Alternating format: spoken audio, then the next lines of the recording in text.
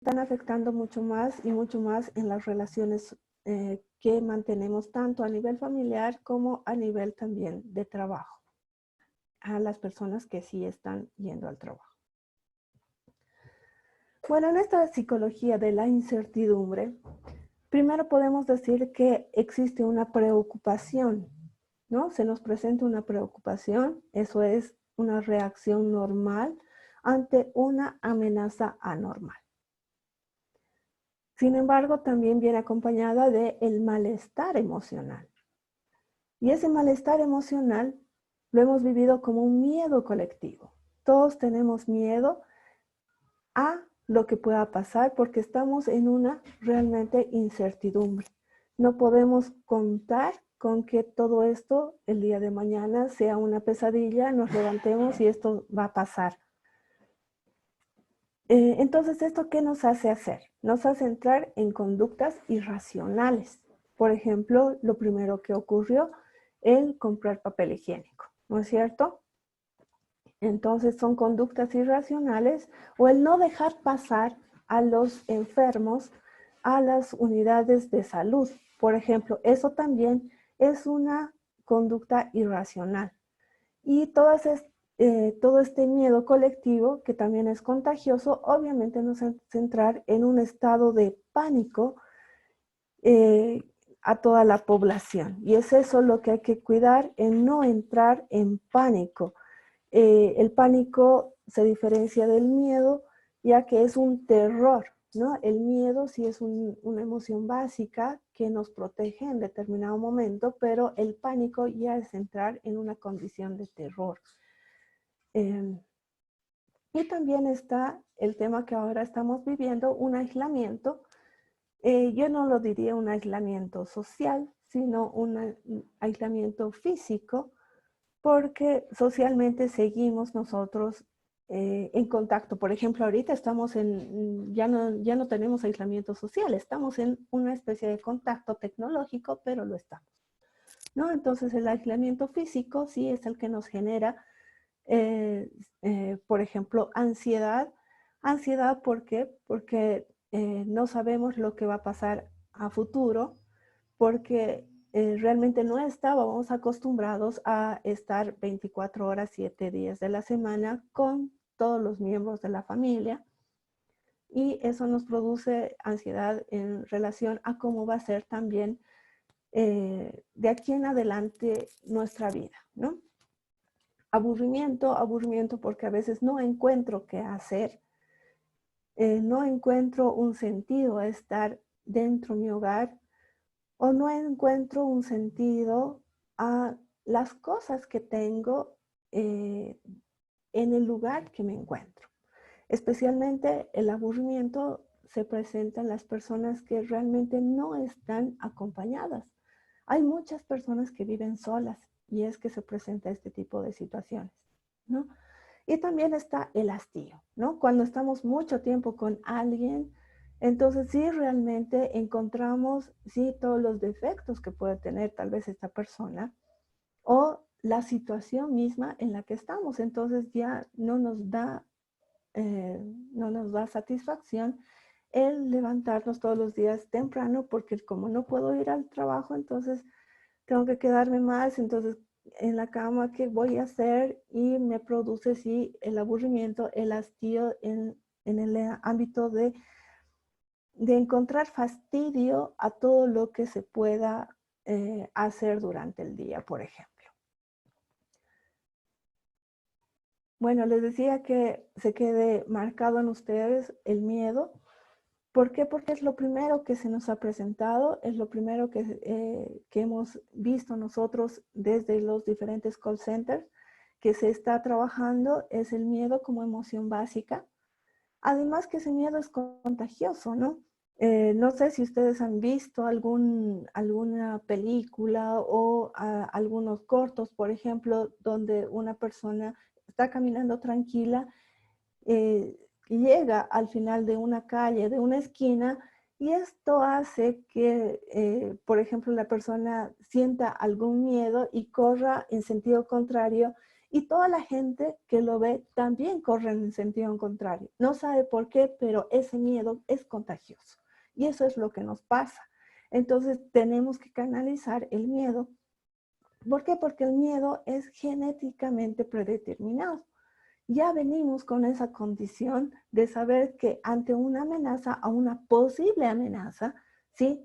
El miedo nos hace retroceder o nos hace tomar cierto distanciamiento, ¿no? Entonces, el miedo como emoción básica debe ser atendida por profesionales, en esta circunstancia, por profesionales sí que estén capacitados en el tema. Bueno, también debemos decir que en esta pandemia surgen, bueno, no surgen, sino se intensifican ciertos antecedentes que nosotros ya podamos haber tenido anticipadamente. Por ejemplo, en antecedentes de salud mental, hay personas que estaban acostumbradas por un trastorno obsesivo compulsivo de lavarse las manos 100 veces al día. ¿Por qué? Porque sentían que algo les podía infectar. Imagínense esas personas el día de hoy donde todos los medios nos recomiendan que debemos lavarnos las manos. Entonces, estas personas ya no se van a lavar 100 veces al día, se van a lavar 200 veces al día o van a utilizar, por ejemplo, cierto tipo de desinfectantes más fuertes y eso puede dañar inclusive su salud. O también en el tema de salud mental, el tema de violencia, ¿no? Se habla cuántos casos hemos tenido de violencia en esta cuarentena. Y esta violencia no es porque realmente la situación ha cambiado y estamos enfrentando algo nuevo, sino que se está intensificando el sentido de violencia que antes se tenía. Entonces, en esta cuarentena, sí, lo que hace es magnificarse, intensificarse con más fuerza, y es por eso que saltan a la luz mucho más casos, pero de aquellos que realmente estaban mal. Porque de aquellos que tenían una familia, se puede decir, un poco más pasiva, más organizada, más estable, más sana, obviamente que también van a intensificarse estas situaciones y se va a encontrar mucho mayor compenetración y engranaje entre todos.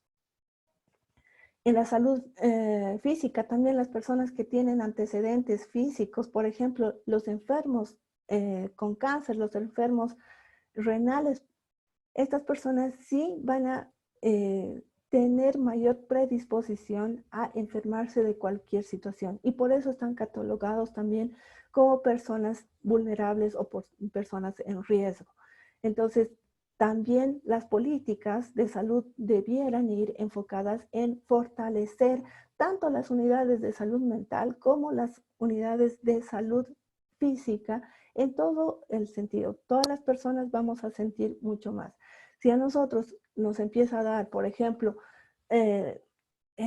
un resfrío, sí lo vamos a sentir con mayor intensidad. ¿Por qué? Porque tenemos información de que tenemos que cuidarnos por el COVID-19, ¿no es cierto? Entonces, intensificamos, ¿por qué?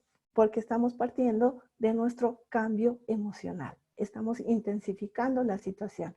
Y obviamente este cambio emocional, como les he dicho, ya no viene solamente con emociones simples, sino emociones compuestas, emociones complejas, realmente. Bueno, como recomendaciones en todos los medios tenemos que, nos dicen no consumir información excesiva del COVID-19, por ejemplo.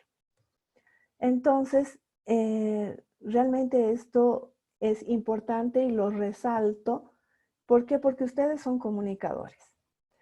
Y al ser comunicadores, también inciden en la salud mental, tanto de ustedes mismos como también de la población a la que llegan. Por eso es importante, se puede decir, equilibrar un poco la información que se transmite, cómo se transmite, a quién se transmite y cómo queremos que llegue este tipo de información. Tiene que ser una meta bien clara de todos los medios. Bueno, tenemos también como recomendación establecer horarios, rutinas, hacer ejercicio, comer saludable, tal vez si uno se siente mal, reconocer que se siente mal y recurrir a las líneas que ahora están abarcando todo el ámbito nacional.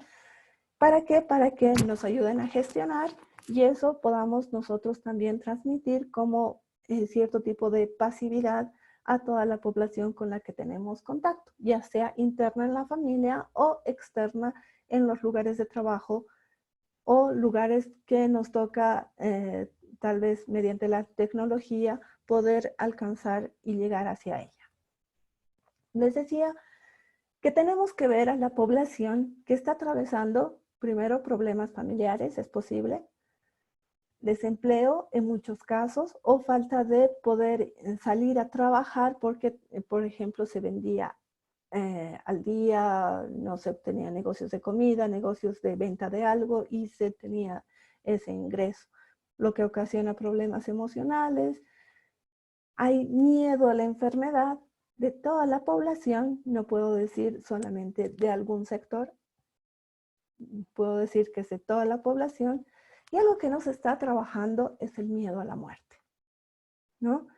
Vemos cifras y quedan en cifras, pero ¿qué estamos trabajando en función a ese miedo a morir? Tanto en familia, inclusive el miedo a la enfermedad, he trabajado, tengo la previsión de que si alguien sale en la familia infectado, tener el equipo de seguridad, por ejemplo, el equipo de seguridad para atenderlo mientras tenga el resultado, tendré el lugar adecuado, tendré los números a los que puedo llamar y en caso de ser personalmente la persona afectada con el virus, ¿qué puedo hacer? ¿Qué medidas voy a tomar primero para tranquilizarme, para ir al lugar donde atienden a las personas específicas de esto? Y también en caso de que esta situación no pueda ser controlada en mi persona, ¿cómo dejar el encargo de mis hijos, de mis bienes, de mi negocio, de mi trabajo a otras personas? Nadie está trabajando sobre este asunto y eso nos conflictúa. Entonces, es también importante recurrir, digamos, a ustedes para que se trate de hablar, porque no es malo hablar de la muerte, o sea, es algo que es inminente, todos vamos a pasar por eso, es algo seguro, pero es posible que este virus sí nos ataque y tenemos que estar preparados. Sin embargo, también a este tipo de preocupaciones le añadimos toda la información que nos llega y cuando es recurrente, sí es pesada. Y a la desinformación, yo diría más que información, desinformación o información conflictiva que se nos presenta en las redes sociales. Todo esto obviamente ocasiona que las personas entremos en situaciones de crisis emocional muy fuertes. Y toda esta información es como tener una cuerda a la que vamos estirando, estirando, estirando y obviamente algún rato tiende a irse rompiendo, desquebrajando cuerda o fibra por fibra, ¿no? Y solamente tal vez quede una fibra que ate a todo esto en función a la capacidad de resiliencia que tenga la persona, a la capacidad de salir de la situación conflictiva que actualmente vivimos, problemática, y encontrar más bien fortalezas en esto y salir con mejores ánimos. El que tenga motivación, por ejemplo,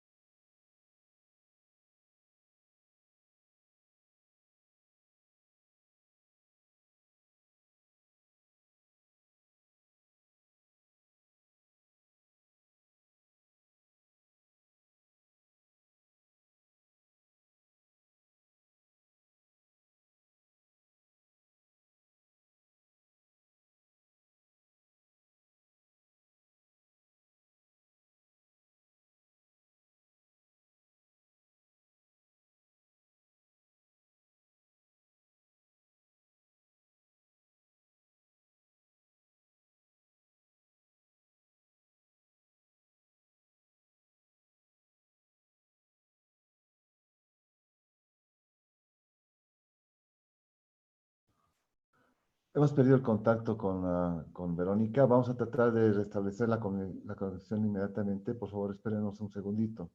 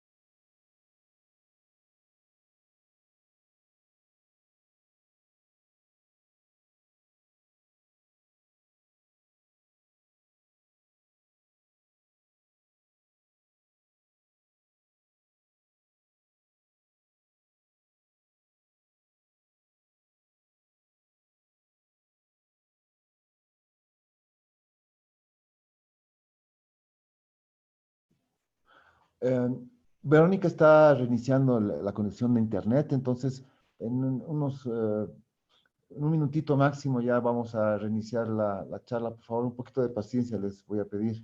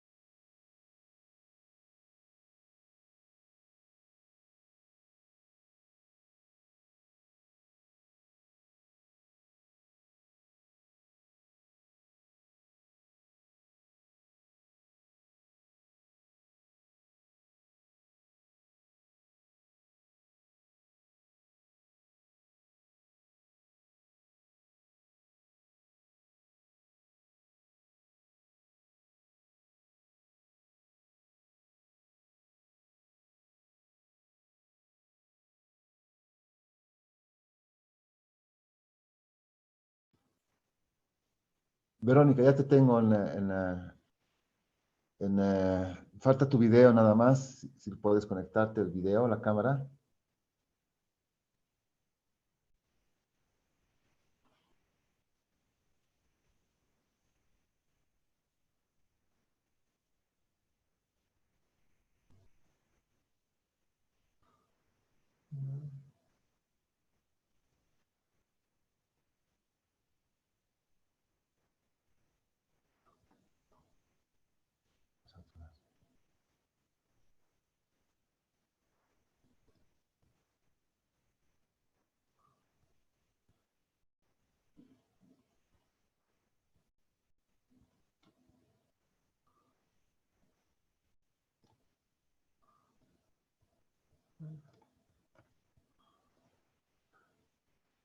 Hola Verónica, si me escuchas, yo te tengo ya en audio, pero no en video.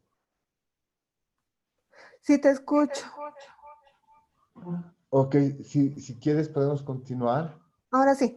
Ahora sí estamos.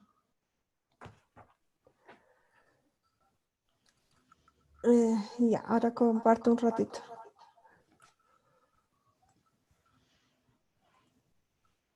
Si quieres podemos pasar también a las sesiones de preguntas y respuestas. Ah, ya tienes allá. Sí, Sí, sí, ya me dieron 1000 disculpas, es tema de conexión.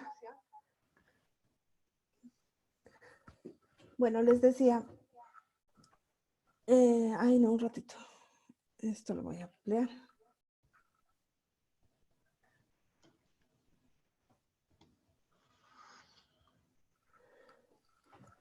Bueno, les decía que mucho dependemos de la personalidad, de la capacidad de resiliencia, de la motivación y por supuesto de la red de apoyo.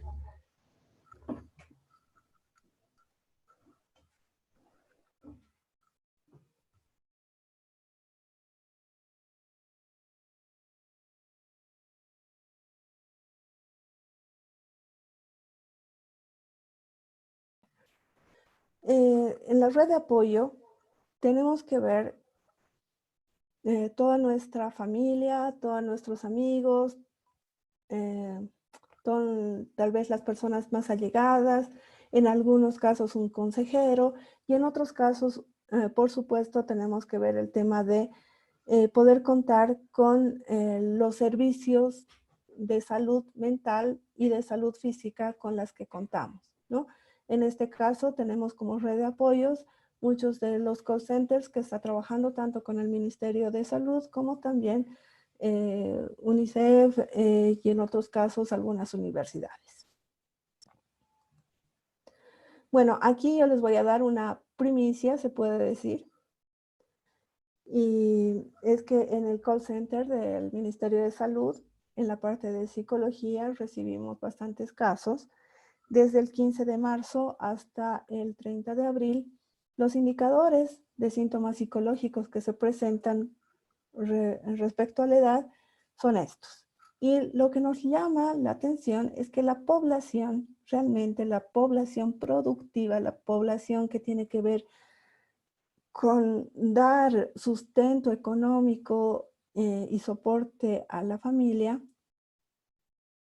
comprendida entre los 26 años hasta los 50, es la más afectada, la que más llama, la que más solicita ayuda y la que más se siente, además, sospechosa de estar padeciendo el COVID-19.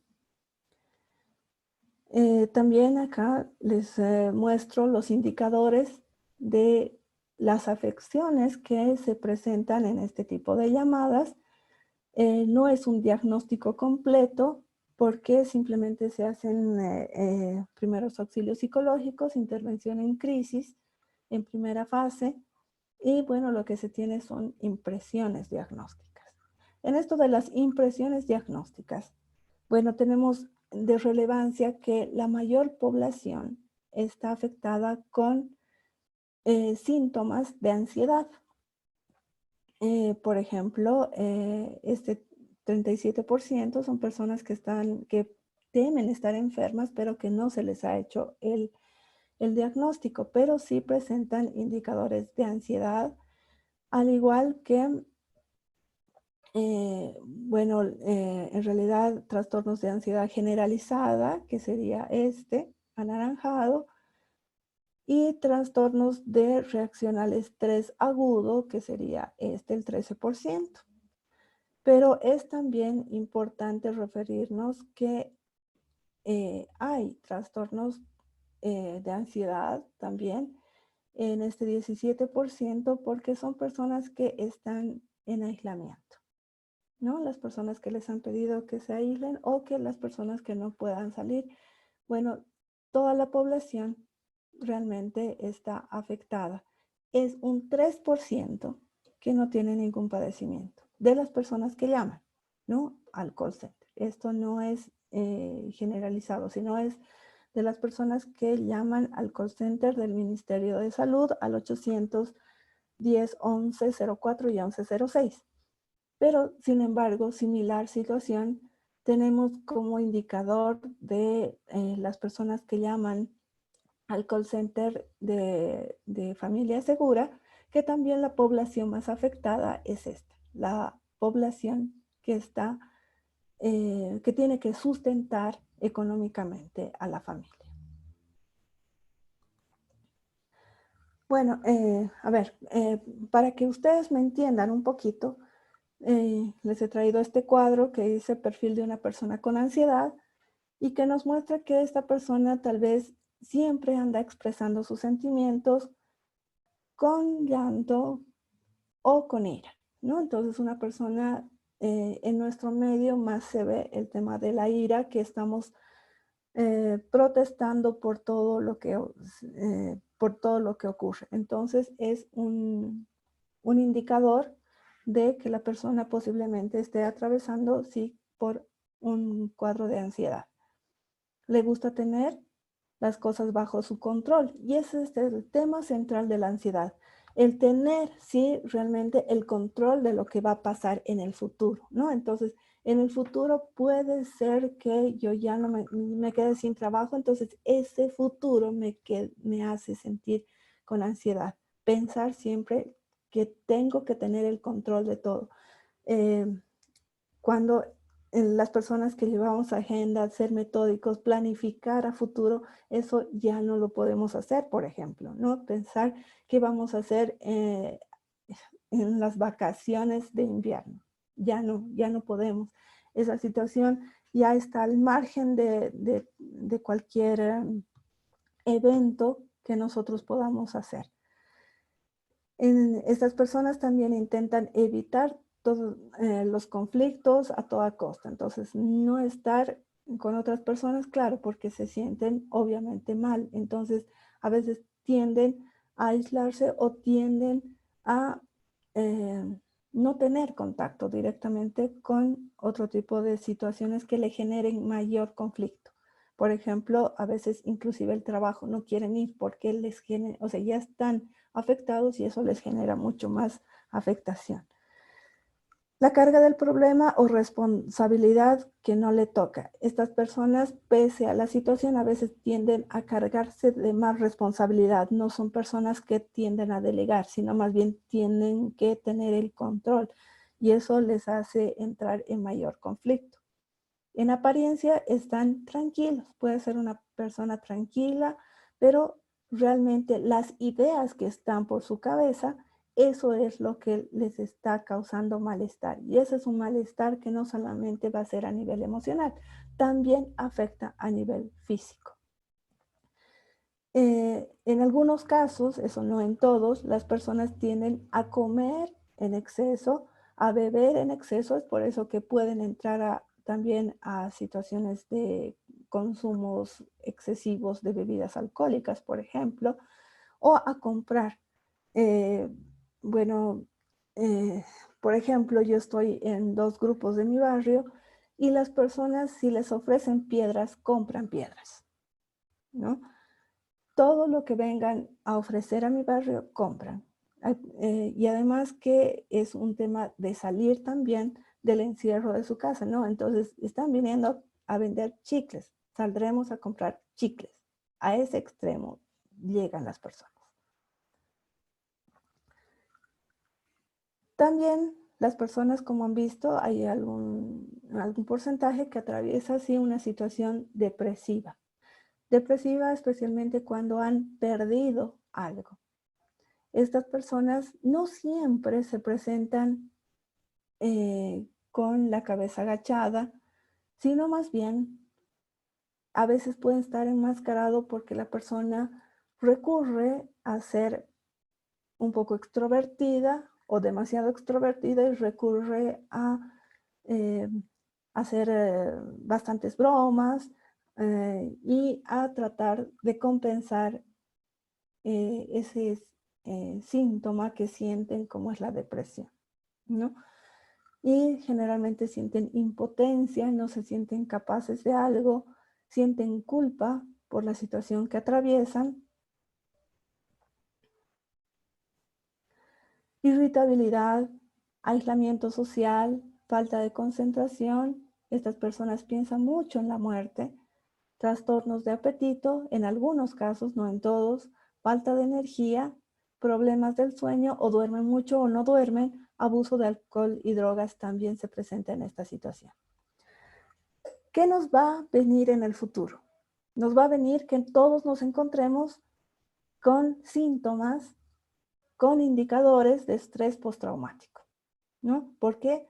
Porque se nos va a venir situaciones todavía que tengamos que, especialmente ustedes, por ejemplo, reportar de bastantes sucesos, eh, no sucesos, decesos, ¿no? De personas, de situaciones que van marcando tal vez al personal de salud en alguna medida, y todas estas cosas sí nos hacen entrar en una situación de tristeza, de rechazo, como les decía, de una mezcla de emociones, pero a raíz de un evento estresante, que en este caso es esta enfermedad, es este virus.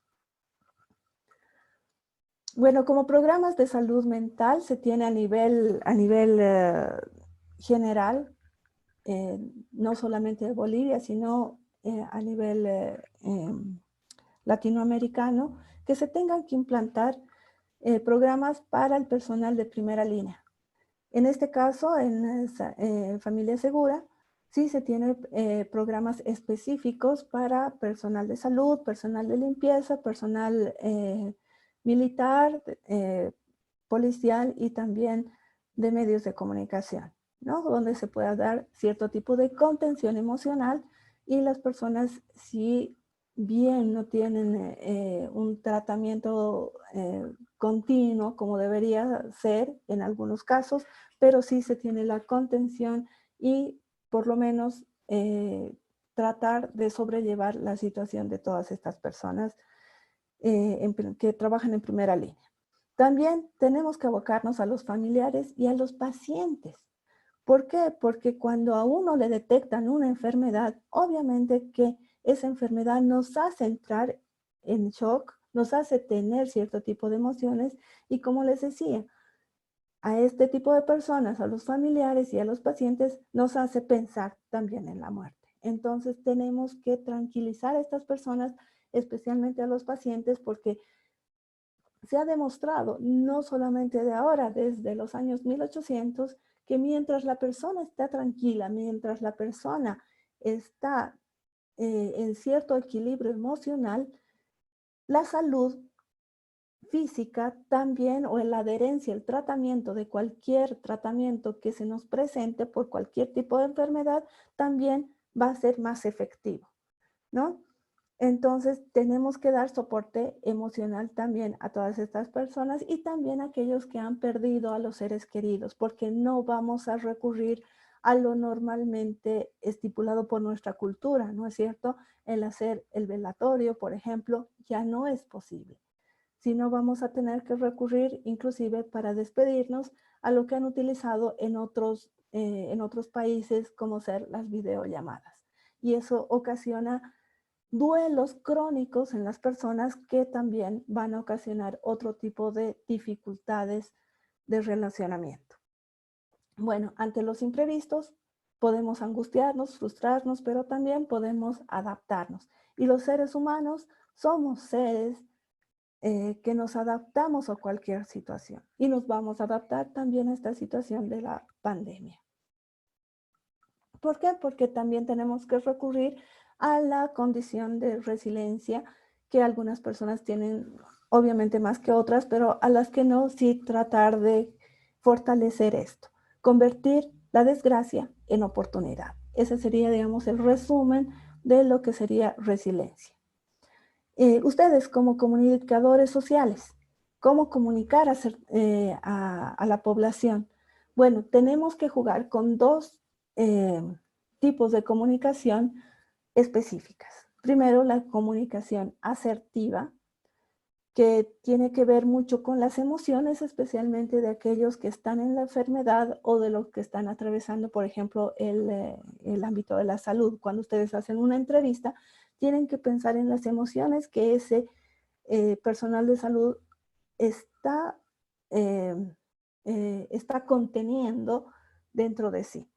Entonces, cualquier cosa mal dicha, mal expresada, puede ocasionar que esta persona se sienta mal o que se transmita mal la información, ¿no? Entonces, hay que ver el modo más respetuoso, pero sin embargo también ser claro en la información. O con la comunicación efectiva, ¿no? Es la que se tiene que transmitir a toda la población. Y es que en realidad a través de las buenas destrezas que ustedes como comunicadores tienen, algo que también les han dicho en el primer módulo, de la responsabilidad y las formas de comunicar, logran que más bien se transmita de una manera rápida, efectiva y que tengamos la certeza de que esa otra persona a la que le tiene que llegar la información le haya llegado con las metas que nosotros queremos que le llegue la información. Perdón que repita, redunde. Y sin embargo, bueno, esta situación de la pandemia, en la parte emocional, sí nos está diciendo que no vamos a volver a esa normalidad que antes teníamos. El mundo va a ser diferente y por tanto nosotros también tenemos que abocarnos a encontrar cierto tipo de mecanismos para poder sobrellevarlos y también de encontrar cierto tipo de recursos como ser la empatía para poder vivir en comunidad. Bueno, con esto he terminado, creo, y disculpen las dificultades, justo ahora se ha caído el sistema.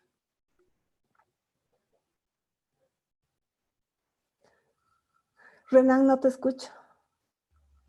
Muchas gracias, decía, muchas gracias, Verónica. Excelente la exposición, felicidades.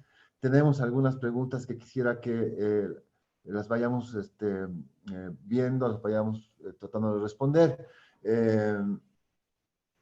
Dice Oscar Coca, nos pregunta, buenos días, ¿cuánto afecta emocionalmente la falta de cuidado en el paciente con COVID-19?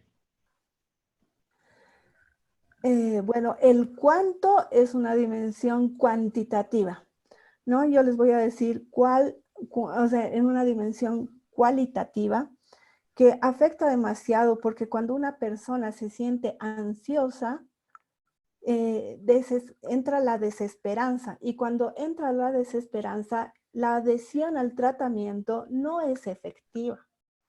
Entonces, por eso les decía, tiene que estar la persona tranquila para poder asimilar tanto cognitivamente como también afectivamente a nuestra enfermedad, estando en una posición tranquila, con paciencia, sí se puede lograr mayor adherencia al tratamiento y una situación de pasar eh, de una situación estresante que me confunde, que me desespera, que estoy pensando más en eso que en la solución del problema.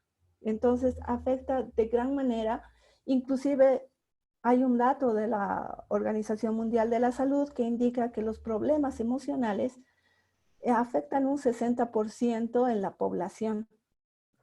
Entonces esto nos indica que realmente tenemos que estar emocionalmente estables, equilibrados lo más que se pueda, obviamente porque esta situación nos pone así en una cuerda floja que tiembla cada rato, y eso nos va a permitir que sí podamos apuntar a una mejoría general de la salud, no solamente física, sino en general, tanto física como mental.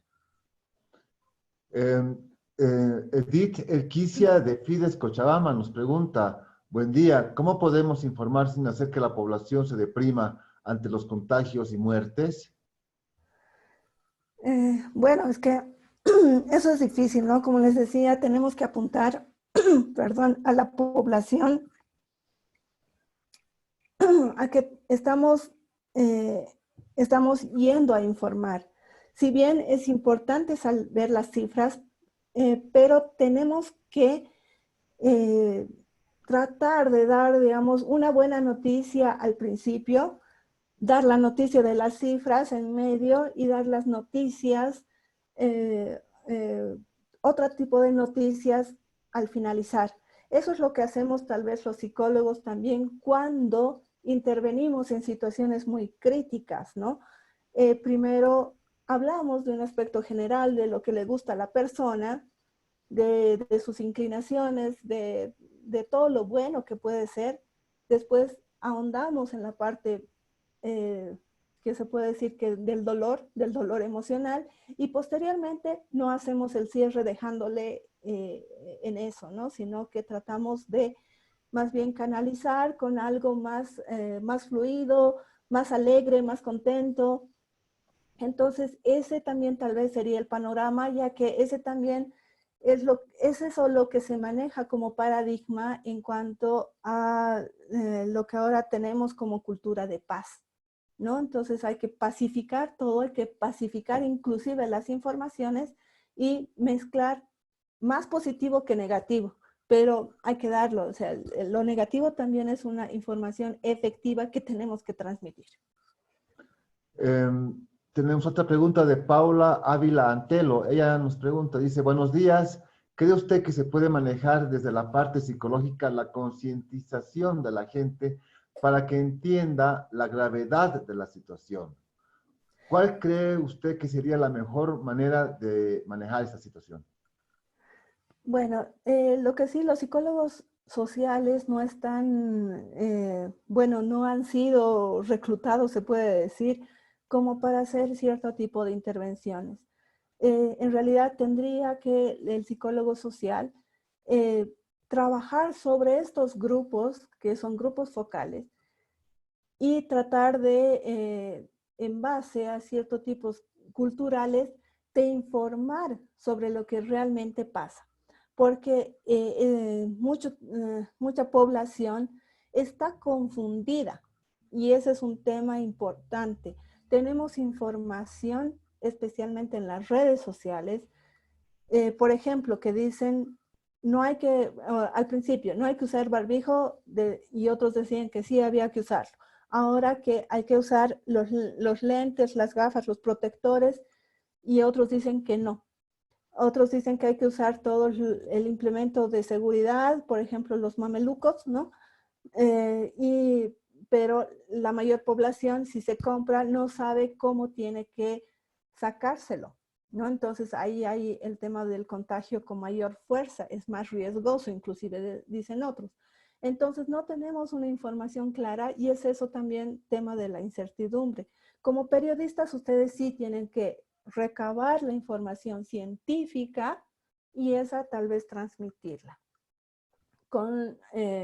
Y eso va a calmar a cierta población. Y obviamente de acuerdo a la psicología social, sí tendríamos que intervenir grupo por grupo a ver cuál es su aflicción, su frustración y ver cómo canalizar también esto para que entienda, ¿no? La gente sí se está desesperando más por un tema económico, yo diría, por, como les decía, es el sector productivo, el sector que lleva el pan a la familia, es el que está más en situaciones de estrés, en situaciones con ansiedad o con depresión, y nosotros tenemos como psicólogos también que fortalecer esos canales. y tal vez los psicólogos sociales podrían trabajar con los medios de comunicación para tratar de enfocar cierto tipo de población y llegar con ese tipo de información lo más sana posible. Tenemos otra pregunta de Marcelo Lafuente. Dice, ¿cómo encarar las historias de vida de personas que fallecieron por COVID-19 sin tener que generar mayor ansiedad y depresión en la población? ¿Es necesario dar muchos detalles de las circunstancias que vivieron tanto familias como los fallecidos?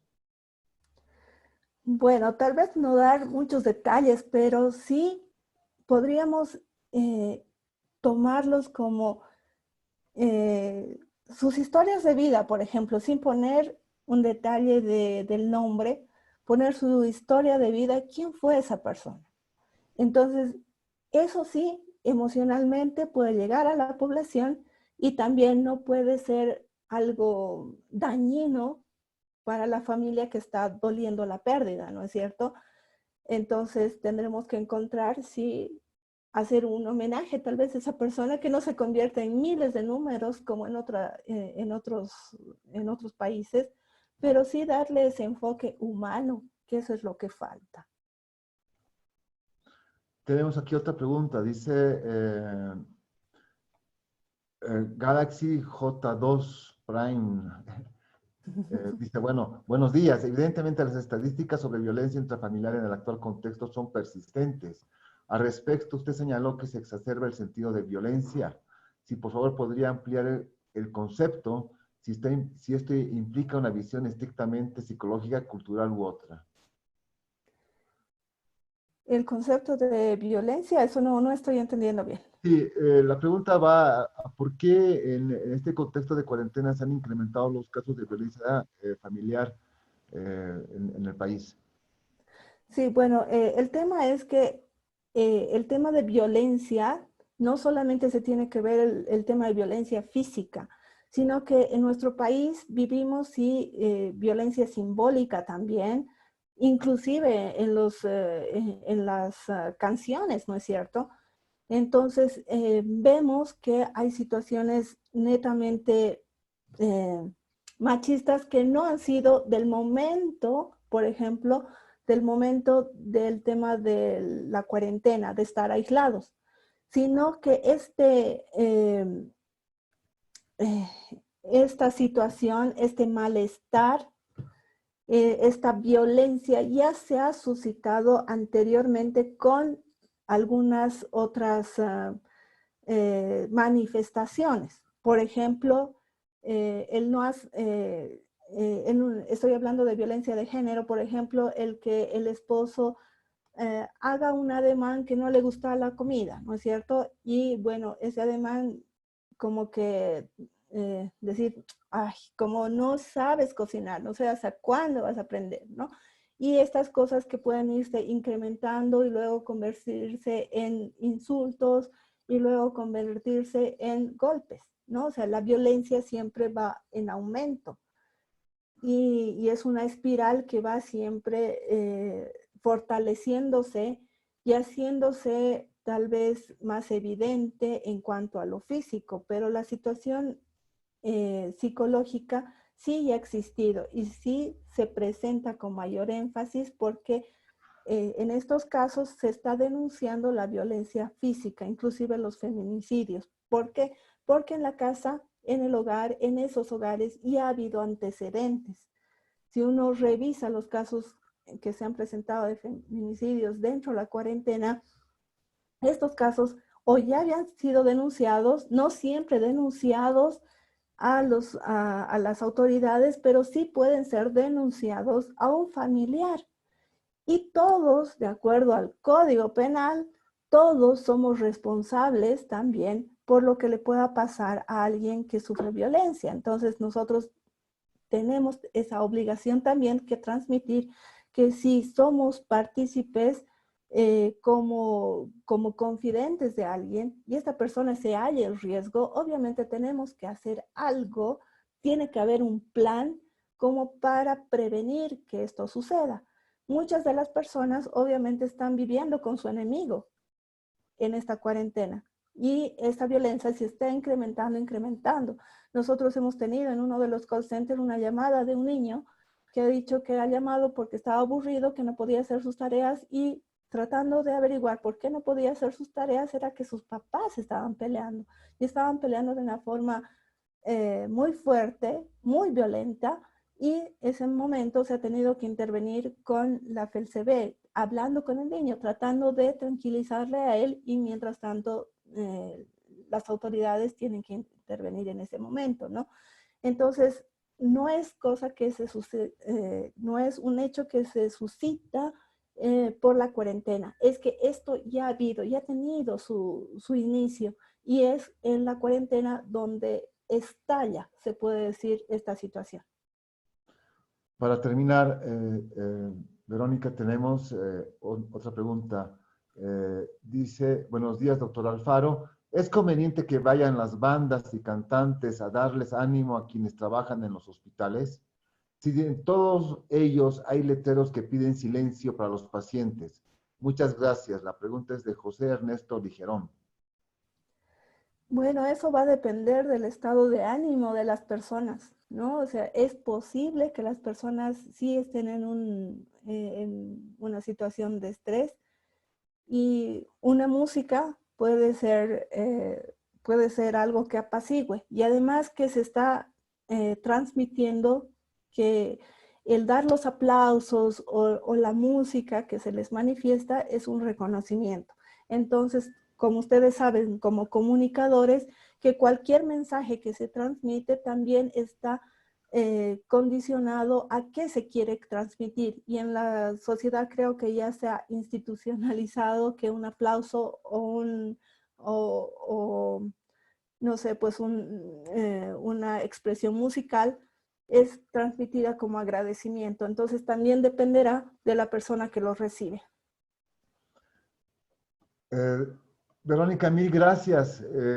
Creo que ha sido una mañana muy fértil en la reflexión que hemos hecho sobre lo que está pasando en este momento en el mundo y en nuestro país. Te quedo muy agradecido, nuestras felicitaciones, y a todos los quienes nos están escuchando los invito mañana a seguir con con la última webinar que vamos a tener, en la que va a hablar la doctora Ruth Estensoro, y nos va a hablar específicamente sobre cómo se intervienen médicamente actualmente los casos de COVID-19. Los invitamos mañana a las 9:30.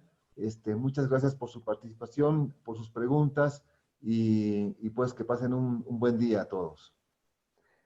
Bueno, muchas gracias por la invitación otra vez, y bueno, un abrazo virtual para todos. Transmitan afecto.